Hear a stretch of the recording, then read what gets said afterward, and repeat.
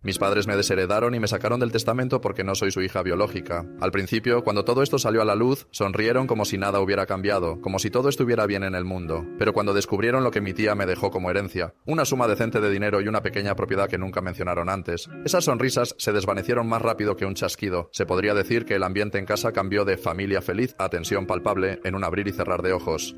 Pero para entender cómo llegamos a este punto, tenemos que retroceder un poco. Vamos a desglosarlo desde el principio, porque esta historia no es de las que empiezan con un simple «¿y entonces pasó esto?». No, mi vida dio un giro drástico cuando tenía 14 años, y desde ahí todo fue cuesta abajo como una bola de nieve que no para de crecer. Todo comenzó cuando mi madre decidió que era hora de relajarse una vez más, después de años de estar sola conmigo. Esta vez se enganchó con un tipo llamado Fernando, un hombre que ya venía con algo de equipaje, un hijo de su matrimonio anterior, Carlos, que tenía 17 años y era 3 años mayor que yo. Mi madre y Fernando se casaron tan rápido que la tinta del certificado de matrimonio prácticamente todavía estaba húmeda cuando empezó el caos. Al principio pensé que podría lidiar con ellos, ¿sabes? Nueva dinámica, nueva familia, solo hay que adaptarse, ¿verdad? Pero no pasó mucho tiempo antes de que Carlos y yo dejáramos claro que no íbamos a ser los mejores amigos. Desde el primer día había una vibra extraña entre nosotros, como si ambos supiéramos que esto iba a ser un desastre, pero nadie quería decirlo en voz alta. La tensión empezó a acumularse como una olla a presión lista para estallar. Al comienzo eran las pequeñas cosas las que me sacaban de quicio. Conflictos menores, tonterías que surgen cuando dos personas que no se conocen de nada se ven obligadas a compartir un espacio y a fingir que son familia. Por ejemplo, Carlos tenía esta costumbre irritante de dejar los platos sucios apilados en el fregadero como si fuera un monumento a su pereza. Y por supuesto, cuando mi madre o Fernando entraban a la cocina y veían el desastre, ¿a quién le echaban la culpa? A mí. Siempre era yo la que recibía la mirada fulminante o el sermón sobre mantener la casa en orden. Nunca parecía importar que yo no fuera la culpable. Carlos siempre salía ileso. Luego estaba lo del shampoo. Yo compraba mi propio shampoo con el poco dinero que ahorraba y de repente notaba que se acababa mucho más rápido de lo normal. Un día pillé a Carlos saliendo del baño con el pelo perfectamente peinado, oliendo exactamente a mi producto favorito. No dijo nada, solo me lanzó una sonrisa engreída como si supiera que no podía hacer nada al respecto. Era exasperante, pero también extraño, como si estuviera probando hasta dónde podía empujarme. Pero no era solo Carlos quien me estaba volviendo loca. Fernando, mi nuevo padrastro, tenía esta manera de manejarlo todo que me hacía sentir como si yo fuera el problema principal de la casa. Si algo salía mal, un vaso roto, una factura olvidada, lo que sea, él asumía automáticamente que era mi culpa sin siquiera molestarse en preguntarme qué había pasado. Me miraba con esos ojos fríos y decía cosas como «Tienes que empezar a ser más responsable», mientras yo estaba ahí, atónita, pensando «¿En serio?». Y mi madre, bueno, ella estaba tan ocupada tratando de hacer que esta nueva mezcla familiar funcionara, que no se daba cuenta de lo que estaba pasando delante de sus narices. Lo ignoraba todo, defendía a Carlos cada vez que yo intentaba señalar algo, y actuaba como si todo estuviera perfectamente bien mientras yo me ahogaba en frustración. Era como si viviera en una realidad alterna, donde yo era la villana y ellos eran los héroes tratando de mantener la paz. Las cosas se pusieron aún más complicadas aproximadamente un año después de que Fernando y Carlos entraran en nuestras vidas. Mi madre y él anunciaron que estaban esperando un bebé, y de repente, todo giró en torno a eso. La casa necesitaba renovaciones para prepararse para el nuevo miembro de la familia, y adivina qué habitación eligieron para convertir en la guardería. Sí, la mía. Me trasladaron sin ceremonias a una pequeña habitación de huéspedes en la parte trasera de la casa, un espacio tan diminuto que apenas cabían mi cama y unas pocas cajas con mis cosas. Fue como un golpe en la cara, una señal clara de mi lugar en esta jerarquía familiar. Mientras tanto, Carlos seguía rondando por ahí, actuando como si nada de esto fuera gran cosa, y mi madre estaba demasiado enfocada en su embarazo para notar cómo me sentía al respecto. Unos meses después nació Nathan, mi nuevo medio hermano, y desde el momento en que llegó, se convirtió en el rey de la casa. Era un bebé consentido desde el día 1, y todo el mundo giraba a su alrededor. Carlos, sintiendo este cambio en la dinámica, decidió que era el momento perfecto para volverse aún más insoportable. Abandonó la universidad, donde supuestamente estaba construyendo su futuro, y regresó a casa como si fuera el hijo pródigo, pero no volvió solo. Trajo consigo un desfile interminable de fiestas nocturnas y amigos dudosos que entraban y salían de la casa a todas horas. La sala se convirtió en una zona de guerra de botellas de cerveza vacías y colillas de cigarrillos, y el ruido era tan constante que apenas podía dormir. Intenté quejarme con Fernando, pero él me miraba como si estuviera siendo una exagerada y decía cosas como «Es joven, déjalo disfrutar». Mi madre, por otro lado, solo suspiraba con esa expresión de cansancio, como diciendo «¿Qué podemos hacer al respecto?».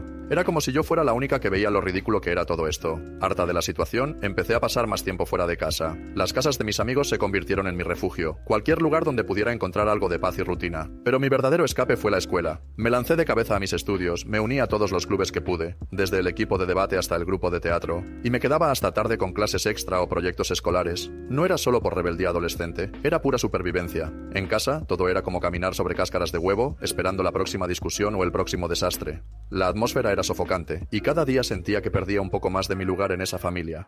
Una noche regresé a casa más tarde de lo habitual después de una sesión de estudio. Cuando entré, la casa estaba inquietantemente silenciosa, lo cual era raro con Carlos y sus amigos siempre armando alboroto. Fui a la cocina a buscar algo de comer y encontré una nota pegada en la nevera. Decía que se habían ido todos a una cena familiar, mi madre, Fernando, Carlos y Nathan, y que no me habían esperado, ni siquiera me habían avisado. Esa nota me golpeó como un puñetazo en el estómago. No era solo que me dejaran fuera de una comida, era la confirmación de que para ellos yo era invisible a menos que necesitaran a alguien a quien culpar por algo. Me quedé ahí parada, sosteniendo ese pedazo de papel, sintiendo como el peso de todo se acumulaba sobre mí. Poco después de cumplir 18 años, las cosas llegaron a un punto crítico. Ya llevaba un tiempo trabajando a medio tiempo en una cafetería local, ahorrando cada centavo que podía, a pesar de que Fernando siempre me advertía que arruinaría mis estudios si seguía así. Una noche, volví a casa después de un turno agotador y encontré mi habitación, ese pequeño rincón que apenas me habían dejado, completamente destrozada. Mientras mi madre y Fernando estaban fuera, Carlos había organizado otra de sus fiestas salvajes, y de alguna manera, mi cuarto había sido el blanco. Una lámpara rota, manchas de cerveza en los papeles de un proyecto escolar importante, mi ropa tirada por el suelo como si fuera basura. Era una invasión total de mi espacio, y me puse furiosa. A la mañana siguiente, durante el desayuno, los enfrenté. Estaba temblando de rabia mientras les contaba lo que había pasado, esperando, tal vez ingenuamente, que por fin hicieran algo al respecto, pero la respuesta de Fernando fue helada y despectiva. «Deberías haber sido más responsable con tus pertenencias», dijo, como si yo tuviera la culpa de que su hijo fuera un desastre. Mi madre, sentada al otro lado de la mesa, solo suspiró y murmuró algo vago sobre cómo las familias deben estar unidas y dejar ir las cosas. Eso fue todo. Ninguna disculpa, ninguna consecuencia para Carlos, solo más de lo mismo. En ese momento supe que ya no podía seguir dejando que las cosas se deslizaran. Pero lo que no sabía entonces era que todo esto era solo el preludio de algo mucho más grande. El día en que descubrieron lo de la herencia de mi tía y decidieron que, como no era su hija biológica, no merecía nada de ellos. Todo lo que hacía durante esos años parecía estar bajo un microscopio, pero no porque alguien estuviera genuinamente preocupado por cómo me iba en la vida. No, era más bien como si estuvieran esperando con las uñas afiladas que metiera la pata en algo, cualquier cosa, para tener una excusa y señalarme con el dedo. Mientras tanto, Carlos, que básicamente se había graduado con honores en la carrera de la pereza extrema, se salía con la suya como si tuviera un pase libre de consecuencias. El tipo podía pasar horas tirado en el sofá, rascándose la barriga y viendo videos absurdos en su celular, y nadie decía ni pío. Luego estaba Nathan, mi pequeño medio hermano, que aunque todavía era un niño, vivía en un nivel de mimo que dejaba clarísimo quién era el favorito de la casa. Era como si el universo entero girara alrededor de él. Si pedía algo, lo conseguía. Si gritaba, todos corrían a calmarlo. Y yo, bueno, yo estaba ahí, tratando de no ahogarme en el caos. Recuerdo una vez en particular que me puse a trabajar en un proyecto de ciencias que, para ser honesta, me tenía genuinamente emocionada. Era uno de esos trabajos que te hacen sentir que estás haciendo algo importante, algo que vale la pena. Pero intentar enfocarme en casa era como tratar de armar un castillo de naipes en medio de un huracán. Quería un poco de paz, así que intenté improvisar un espacio decente en una esquina de la sala. Puse mis libros, mi portátil, unos apuntes desordenados y traté de crear una especie de burbuja de concentración. Pero claro, eso era pedirle peras al olmo. Me sentía como si estuviera intentando pintar una obra maestra en acuarela en plena Times Square, con el ruido, las luces y la gente empujándote por todos lados. No pasó mucho tiempo antes de que me hartara por completo. Carlos subía el volumen de su música a niveles que hacían temblar las paredes. Nathan corría de un lado a otro gritando como si estuviera compitiendo por el título de niño más ruidoso del año. Y Fernando, mi padrastro, siempre encontraba una manera de quejarse. Que si mi proyecto ocupaba demasiado espacio, que si dejaba un desastre, que si los lápices y papeles desperdigados eran una ofensa personal para él. Era agotador. Al final, tiré la toalla. Empaqué mis cosas en una mochila vieja que tenía desde la secundaria y me fui directo a casa de una amiga. Sus padres, que eran de esas personas que te hacen sentir bienvenido, sin hacer preguntas, me dejaron instalarme en su sala de estar. Era un lugar tranquilo, con una mesa de madera gastada pero acogedora, luz suave entrando por la ventana y, lo más importante, silencio. Por primera vez en semanas pude sentarme, respirar y concentrarme de verdad en lo que estaba haciendo. Mientras organizaba mis notas y veía cómo el proyecto empezaba a tomar forma, me cayó el 20. Mi vida en casa no era normal. No era solo que fuera un lío, sino que se había convertido en un campo minado emocional. Mi amiga, que estaba sentada en el sofá, hojeando una revista, levantó la vista y me dijo con esa naturalidad que tiene la gente buena: «Siempre eres bienvenida aquí, ¿sabes?». Fue algo tan simple, tan casual, pero para mí fue como si me hubieran arrojado un salvavidas en medio de un océano tormentoso. En ese momento entendí que mi casa no era un hogar. Era solo un lugar del que no podía esperar para escapar. Dicen que el hogar es donde te sientes seguro, donde puedes bajar la guardia y recargar energías. Pero para mí, cada hora que pasaba fuera de casa era un alivio, como si alguien quitara un peso invisible de mis hombros. Empecé a buscar formas de estar menos tiempo ahí. Tomé más turnos en mi trabajo, un empleo de medio tiempo en una cafetería donde servía lates y lidiaba con clientes gruñones, pero que me daba una excusa para no estar en casa. Fernando, por supuesto, no estaba feliz con eso. Cada vez que podía, sacaba el tema y lo retorcía para hacerme quedar mal. Decía cosas como que el trabajo era una distracción de mis estudios, que estaba descuidando la escuela por pasar tiempo holgazaneando fuera. Pero yo sabía la verdad, y él también. No le gustaba porque significaba que no estaba bajo su radar todo el tiempo, disponible para sus críticas y sus sermones. Mientras más turnos tomaba y más dinero guardaba en mi cuenta, más clara se volvía la idea en mi cabeza. Tenía que mudarme. Mudarme no iba a ser fácil, eso lo tenía clarísimo. No había manera de que mi madre y Fernando lo aceptaran sin armar un drama de proporciones bíblicas. Pero entre más lo pensaba, más sentía que era mi única salida. La única forma de tomar las riendas de mi vida, aunque fuera un poquito. Trabajé como loca, ahorrando cada peso que podía. Pasé noches haciendo cálculos en una libreta vieja, sumando propinas y restando gastos, hasta que finalmente tuve suficiente para dar el salto. Encontré un apartamento cerca de la universidad. Nada lujoso, solo un lugar modesto con paredes beige y un baño que necesitaba una buena limpieza, pero era asequible. Con lo que había guardado podía cubrir los primeros 3 meses de renta y un depósito básico. No era gran cosa, pero era mío, y solo imaginarme teniendo mi propio espacio me mantenía motivada. El día que decidí decírselo a mi familia fue un nudo de ansiedad pura. Mi corazón latía tan fuerte que sentía que se me iba a salir del pecho. Después de la cena, los senté a los dos, a Fernando y a mi madre, en la mesa de la cocina. La lámpara encima de nosotros zumbaba un poco y el aire estaba tan cargado que parecía que iba a explotar. Respiré hondo. Traté de mantener la voz firme y los miré directo a los ojos. «Me voy», solté sin rodeos. El silencio que siguió fue ensordecedor. Podrías haber oído caer un alfiler al suelo. Fernando fue el primero en reaccionar. Soltó una carcajada seca, sacudiendo la cabeza como si acabara de soltar el chiste más absurdo del siglo. «¿De verdad crees que estás lista para vivir sola con la edad que tienes?», dijo, su tono goteando incredulidad y un toque de burla. Mi madre, al principio, no dijo nada. Se quedó ahí sentada, mirando la mesa con una cara que no dejaba entrever nada, como si estuviera procesando algo que no quería aceptar. «Estoy lista», respondí, forzándome a sonar más segura de lo que me sentía por dentro. Las cosas se calentaron cuando expliqué que necesitaba mi propio espacio y que tenía el dinero para manejarlo. Fernando se lanzó con todo, como era de esperarse. Empezó una perorata interminable, acusándome de ser egoísta, desagradecida, de estar buscando una excusa para librarme de mis responsabilidades en casa. Incluso tuvo el descaro de sacar a Nathan en la conversación. «Te mira a ti, lo sabes», dijo, como si dejar a mi hermanito fuera una traición imperdonable, como si eso justificara que me quedara en un lugar que me estaba asfixiando. La respuesta de mi madre fue más tranquila, pero no menos dolorosa. No gritó ni peleó como Fernando. Solo murmuró cosas como «las familias deben estar juntas» y «te vas a arrepentir si te vas». Pero yo sabía que no era sobre la familia. Era sobre control, sobre mantenerme en una jaula disfrazada de hogar. No cedí. No era solo que quisiera mi propio espacio. Lo necesitaba para no perderme a mí misma. Estaba harta de sentirme como una intrusa en una casa que supuestamente era mía. Harta de cargar con culpas que no me correspondían. Harta de tratar de encajar en una dinámica familiar que me había dejado claro que yo era la pieza sobrante. Los días siguientes fueron una mezcla de nervios y alivio mientras me preparaba para irme. Cada cosa que metía en una caja, mis libros, mi ropa, un par de fotos viejas, era como quitarme un ladrillo de encima. Cuando finalmente cerré la última caja y la puse junto a la puerta, sentí algo que no había sentido en mucho tiempo. Esperanza. No estaba escapando, estaba empezando de nuevo. A pesar de todo, no fue algo fácil de llevar. La mañana en que me iba de casa, estaba terminando de cerrar unas bolsas cuando mi madre entró en mi habitación sin previo aviso. Me puse tensa de inmediato, preparándome mentalmente para otra discusión épica como las que solíamos tener. Ya sabes, esas peleas que empezaban por una tontería y terminaban con gritos y portazos. Pero no pasó nada de eso. En lugar de soltarme un sermón o reprocharme que me fuera, se quedó ahí parada un momento y luego, sin decir mucho, empezó a ayudarme a empacar. Fue raro, incómodo, como si las dos estuviéramos caminando sobre cáscaras de huevo. Todo nuestro intercambio se quedó en la superficie, ella preguntándome si necesitaba más cajas de cartón o si quería que me diera algunos platos viejos de la vajilla que nadie usaba. Yo respondía con monosílabos, asintiendo o negando con la cabeza, mientras doblaba ropa y la metía en bolsas negras de basura porque no había conseguido suficientes maletas. Las dos parecíamos estar haciendo malabares para no tocar los temas de fondo, esos que realmente pesaban. Si nos quedábamos hablando de cosas triviales como si necesitaba cinta adhesiva o no, podíamos fingir que esto no era un adiós definitivo a algo más grande. Más tarde ese mismo día, cuando llegué al que sería mi nuevo apartamento, un lugar pequeño, con paredes desgastadas y un olor a pintura vieja que no se iba ni abriendo las ventanas, cerré la puerta detrás de mí y me quedé ahí parada, con las llaves en la mano. Fue como si me golpeara una ola de emociones que no esperaba. alivio por haber escapado, tristeza por lo que dejaba atrás, emoción por empezar algo nuevo y una ansiedad que me apretaba el pecho como si alguien me estuviera observando. Ahora estaba sola, realmente sola, viviendo por mi cuenta por primera vez en la vida.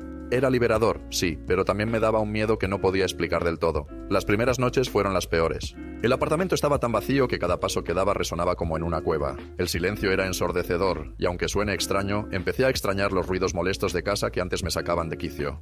Carlos poniendo su reggaetón a todo volumen hasta que los vecinos golpeaban la pared, Nathan corriendo por el pasillo como si estuviera entrenando para una maratón, y las quejas interminables de Fernando sobre cualquier cosa, desde el desorden en la cocina hasta el precio de la luz. Nunca pensé que echaría de menos ese caos, pero ahí estaba, sentada en mi sofá de segunda mano, deseando escuchar algo que rompiera esa quietud abrumadora. Sin embargo, con el tiempo, empecé a encontrarle el lado bueno al silencio. A medida que pasaban los días y luego las semanas, fui sintiendo que por fin podía respirar profundo sin tener que estar calculando cada movimiento. Ya no había que andar de puntillas por la casa, preocupada por si Fernando estaba de mal humor, o si Carlos había invitado a medio barrio a otra de sus fiestas improvisadas. Podía entrar y salir cuando me diera la gana, cocinar una tortilla a las 3 de la mañana si me apetecía, o dormir 12 horas seguidas sin que nadie me despertara gritando. Por primera vez en años, sentí que estaba descubriendo quién era yo realmente, lejos del desorden emocional y las tensiones constantes de mi familia. Era un tipo de libertad que no había experimentado antes, como si me hubieran quitado un peso invisible de los hombros. La vida pronto encontró su ritmo. Me organicé rápido entre el trabajo, las clases en la universidad y mantener mi pequeño apartamento en orden. No era un palacio. Había manchas en el techo que no podía quitar y una gotera en el baño que nunca arreglé del todo. Pero era mío, y eso me bastaba. Ahora que no vivía bajo el mismo techo que mi madre y Fernando, la relación con ellos se volvió más manejable, más fría, pero controlada. Mantenía cierta distancia, aunque de vez en cuando los veía para no cortar del todo el contacto. Eso simplificaba las cosas, evitaba los enfrentamientos largos y me dejaba espacio para respirar. Pero una noche, de la nada, todo cambió con una llamada. Era mi madre. Su voz sonaba apagada, más distante de lo habitual, como si estuviera leyendo un guión que no le gustaba. Después de un par de frases vacías sobre el clima y cómo estaba el tráfico, soltó la bomba. Fernando ha estado pensando en su testamento. Lo dijo con un tono tan casual que casi se me escapa el peso de sus palabras, como si estuviera comentando que iba a llover más tarde. Quiere asegurarse de que todo esté en orden, añadió. Yo me quedé callada, sosteniendo el teléfono contra mi oreja, esperando a que siguiera. Ella dudó un segundo y luego continuó. Ha decidido incluir a Carlos y a Nathan, pero no a ti, porque él es su hijo biológico. Le parece más lógico. Ahí estaba, el golpe directo al estómago. Aunque nunca había esperado gran cosa de Fernando, nunca fue precisamente un padre para mí. Escucharlo tan claro, tan crudo, me dolió más de lo que imaginé. No era por el dinero, ni por las cosas materiales. Era el mensaje detrás de eso. Una patada en la cara que me recordaba, una vez más, que no era parte de la familia. No de verdad, ni siquiera después de todos estos años viviendo con ellos. Me forcé a responder con calma, tragándome el nudo en la garganta. Lo entiendo, dije, aunque no era cierto. Mi madre debió notar algo en mi voz, porque rápidamente intentó suavizarlo. Sabes que esto es solo un tema legal, no cambia lo que pensamos de ti, ¿verdad? No le creí ni por un segundo, pero dejé que la conversación se desviara hacia temas más seguros, como si nada hubiera pasado. Cuando colgué, me tiré en la cama y me quedé mirando el techo, con esa sensación vieja y conocida de no pertenecer royéndome por dentro. Durante las semanas siguientes no pude sacarme esas palabras de la cabeza. Las repetía una y otra vez como si analizarlas fuera a cambiar algo. Una parte de mí quería enfrentar a Fernando, plantarme frente a él y exigirle que me explicara por qué seguía tratándome como una extraña después de tanto tiempo. Quería que supiera cuánto me había herido, que no era solo una cuestión de herencia, sino de sentirme rechazada una vez más. Pero otra parte de mí se preguntaba, ¿para qué?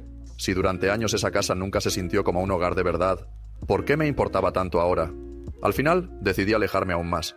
Reduje las visitas al mínimo. Me llené la agenda con clases, turnos en el trabajo y planes con amigos.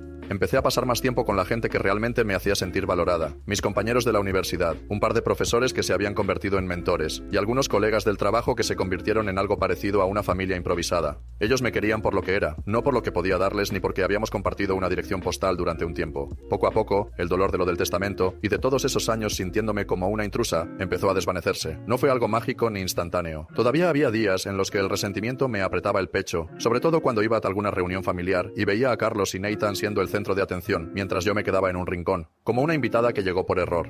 Pero aprendí a soltar lo que no podía controlar y a construir mi propio sentido de pertenencia donde sí tenía poder. Unos meses después, Fernando se recuperó de un problema de salud que había tenido, nada grave al final, y la vida para ellos volvió a la normalidad, como si nada hubiera pasado. El verdadero desafío llegó cuando me invitaron a una cena familiar, supuestamente para celebrar que él estaba mejor. Fui, más por compromiso que por ganas, y, como era de esperarse, fue tan incómodo como había imaginado. Fernando estaba ahí, actuando como si todo estuviera bien, haciendo chistes malos mientras cortaba el asado. Mi madre hablaba sin parar de cosas irrelevantes, como el precio de los tomates o el nuevo vecino que había comprado un perro ruidoso. Carlos y Nathan hacían su show habitual, compitiendo por quién contaba la anécdota más exagerada. Y yo, sentada en una esquina de la mesa, apenas abriendo la boca, contando los minutos para poder irme sin que pareciera grosero. Fue una noche que confirmó lo que ya sabía. Mi lugar no estaba ahí, y quizás nunca lo había estado. Pero, por primera vez, eso no me destrozó. Había encontrado mi propio camino, mi propia gente, y eso era más que suficiente. Fernando estaba en medio de una de sus largas historias sobre su proceso de rehabilitación, con ese tono mezcla de orgullo y autocompasión que siempre usaba para captar la atención de todos en la mesa. Mientras tanto, el resto de la familia se sonrojaba y lanzaba exclamaciones exageradas ante el más reciente logro académico de Nathan, como si haber aprobado un semestre en la universidad fuera digno de un Nobel. Carlos, por su parte, no paraba de alardear sobre un nuevo trabajo que, según él, había conseguido de la noche a la mañana, aunque nadie entendía bien cómo ni dónde, y sus detalles vagos solo hacían que sonara más sospechoso. Yo, como siempre, me limité a observar desde mi rincón, apenas abriendo la boca. No es que no tuviera nada que decir, sino que estaba brutalmente claro, como un puñetazo en la cara, que yo era la pieza que no encajaba en ese rompecabezas familiar. La rara, la que siempre estaba un paso fuera del círculo. Sin embargo, esta vez, curiosamente, el pinchazo de sentirme así fue menos agudo, casi como si mi piel se hubiera endurecido después de años de roces similares. Con mi lugar en la familia, o más bien, mi no lugar, había logrado encontrar una especie de paz interior, una resignación tranquila que me permitía respirar sin ahogarme en la incomodidad. Y en cierto modo, estaba bien con eso. Ser la extranjera en mi propia sangre ya no me carcomía como antes. Había encontrado mi verdadero refugio en las personas fuera de esa casa, gente que se preocupaba por mí, por la Isabel real, sin estar atadas por lazos de ADN, ni por esa obligación tácita que viene con el apellido. Esos eran los que me mantenían a flote. Después de la cena, con el ruido de los platos aún resonando y las risas de Fernando llenando el aire, murmuré una excusa rápida sobre tener que irme temprano. Nadie insistió en que me quedara, lo cual no me sorprendió. Me despedí con un gesto vago, subí al coche y mientras conducía de vuelta a casa bajo el cielo oscuro, sentí un alivio inmenso, como si me hubiera quitado un abrigo pesado que llevaba años cargando. «Estoy bien», me dije en voz baja, casi como para probarlo. Y lo estaba, de verdad. Había enfrentado el torbellino emocional de ser la eterna outsider, había mirado de frente la realidad de mis circunstancias y, contra todo pronóstico, había salido del otro lado más fuerte, más segura de quién era.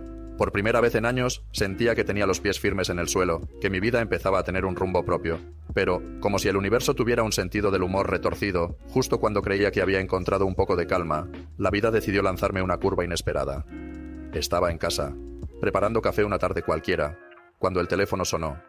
Era un número desconocido, y dudé antes de contestar, pensando que sería otra llamada de telemarketing, pero no. Una voz masculina, educada pero con un toque oficial, preguntó: «¿Estoy hablando con Isabel Rodríguez?» «Sí, soy yo», respondí, frunciendo el ceño, ya confundida por el tono serio de la conversación.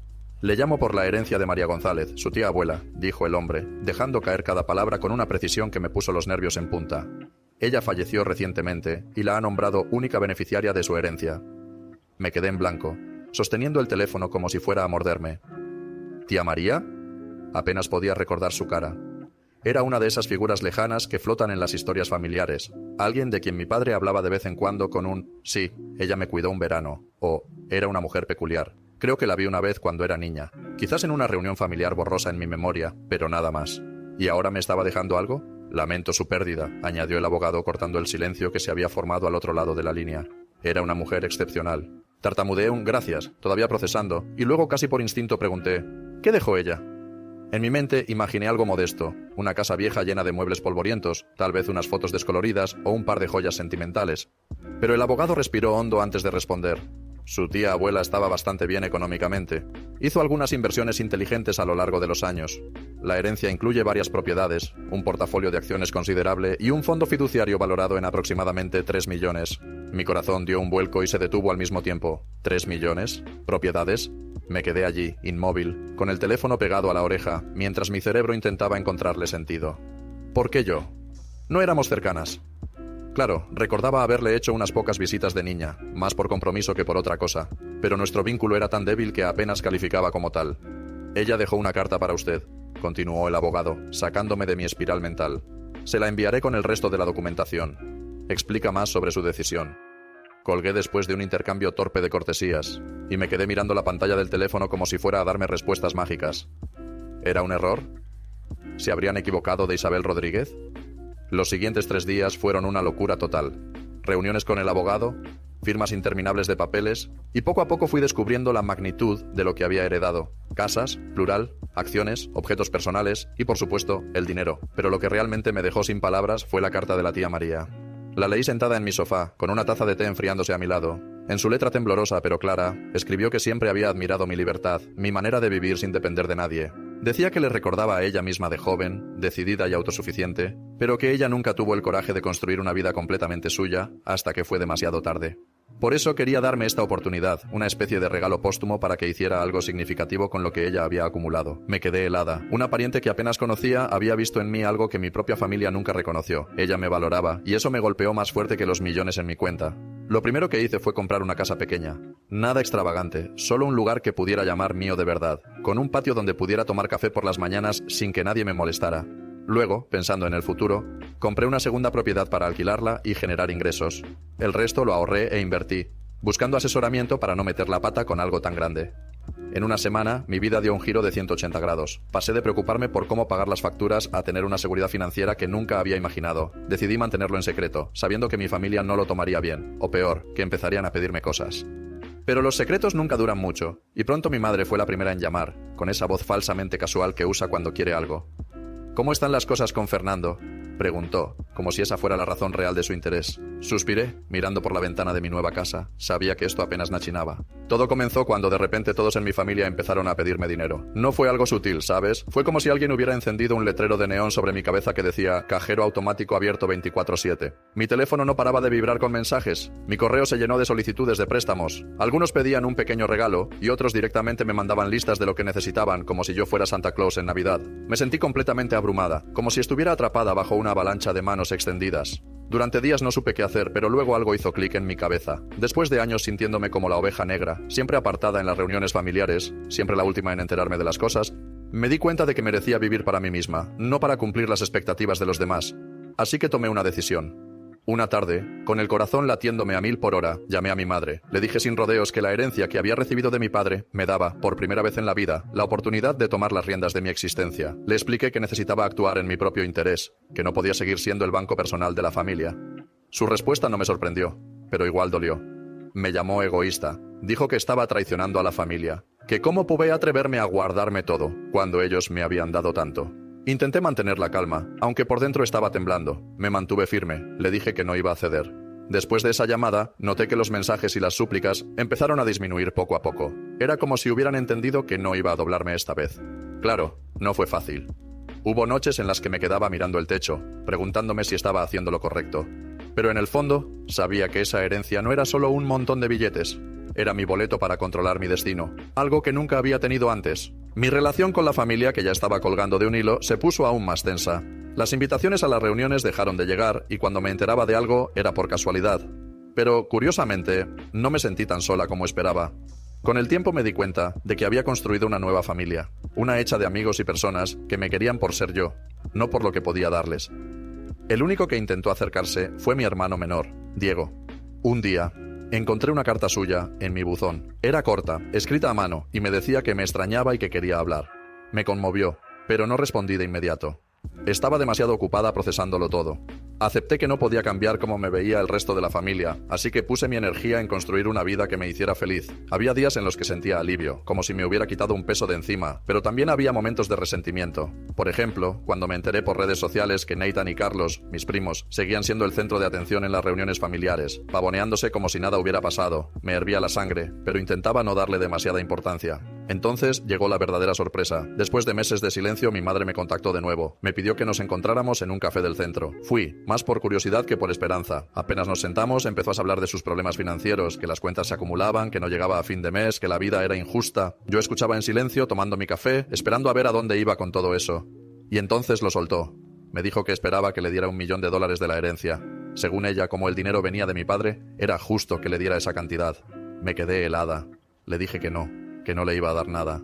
La tensión en esa mesa se podía cortar con un cuchillo. Su rostro cambió, pasó de la súplica a la furia en cuestión de segundos. Me acusó de ser ingrata, egoísta, de no valorar todo lo que había hecho por mí. Intentó hacerme sentir culpable, pero yo ya estaba harta. Pagué mi café, me levanté y me fui sin mirar atrás. Pensé que eso sería todo, pero no. A las pocas semanas, las cosas se pusieron aún más locas. Empezaron a llegar rumores a mis oídos. Mi madre estaba diciendo por ahí que yo había robado la herencia, que ese dinero le pertenecía a ella y que lo estaba guardando por pura codicia. De repente, familiares con los que no hablaba desde hacía años comenzaron a llamarme. Algunos apoyaban la campaña de difamación de mi madre, diciendo cosas como «¿Cómo puedes hacerle esto a tu propia sangre?», mientras que otros intentaban sacarme dinero con excusas baratas. Hasta Fernando, un tío lejano que siempre me había tratado como si no existiera, se metió en el asunto. Me mandó un mensaje larguísimo acusándome de no pensar en la familia. Le respondí con una sola frase: «No me incluiste en tu testamento porque no soy familia, ¿recuerdas?». Eso lo calló por un tiempo, pero el drama no paró ahí. Un día, recibí una carta que parecía oficial. Mi madre me estaba demandando por una parte de la herencia, alegando que, como viuda de mi padre, tenía derecho a una gran porción del dinero. Cuando la leí, sentí una mezcla de miedo y disbelief total. ¿En serio estaba pasando esto? Llamé a mi abogado inmediatamente, casi temblando mientras le explicaba todo. Para mi sorpresa, se rió. Me dijo que no me preocupara, que la demanda no tenía ni pies ni cabeza, que era solo una táctica desesperada para presionarme. Pero eso no fue todo. Investigó un poco más y descubrió que la carta ni siquiera era real. Era un intento patético de mi madre y Fernando de asustarme para que les diera algo. Cuando me lo confirmó, sentí un alivio inmenso, pero también una tristeza profunda. Ahí fue cuando entendí que no podía seguir intentando arreglar una relación que nunca había sido verdadera. Decidí que necesitaba un respiro. Hablé con unos amigos y planeamos un viaje juntos. No era nada lujoso, solo unos días fuera de la ciudad para despejar mi mente. Mientras estaba sentada en la playa, mirando el mar, me di cuenta de algo importante. No necesitaba el dinero de la herencia para ser feliz, ni la validación de mi familia para sentirme completa. Las personas que realmente me querían estaban ahí conmigo. Mis amigos, mis colegas, gente que me había apoyado sin pedir nada a cambio. Fue una epifanía. El vínculo familiar no tiene que ver con la sangre, sino con el apoyo genuino, y yo lo había encontrado en otro lado. Cuando volví, decidí cerrar ese capítulo de mi vida de una vez por todas. Escribí cartas a todos los miembros de mi familia que habían intentado controlarme o manipularme. No lo hice para ellos, lo hice para mí. En esas cartas les dije cómo sus acciones me habían lastimado. Cómo siempre quise ser parte de la familia, pero me habían empujado a un lado una y otra vez. No esperaba respuestas y casi no las tuve. La única excepción fue Diego. Me escribió una carta sincera, diciendo que me extrañaba y que le gustaría verme algún día. Me hizo sonreír y pensé que tal vez podría haber un nuevo comienzo con él. Solo el tiempo lo dirá. Al final, la herencia no fue solo dinero. Fue un despertar brutal. Me enseñó que la verdadera familia no siempre es la que te cría, sino la que se queda contigo cuando no tienes nada más que ofrecer que tu autenticidad. Ahora estoy donde debería estar, rodeada de personas que me quieren por quien soy, no por lo que tengo. Y aunque a veces miro atrás y siento una punzada de tristeza por lo que pudo haber sido, sé que tomé la decisión correcta. Mi vida es mía ahora, y eso vale más que cualquier $1.000.000.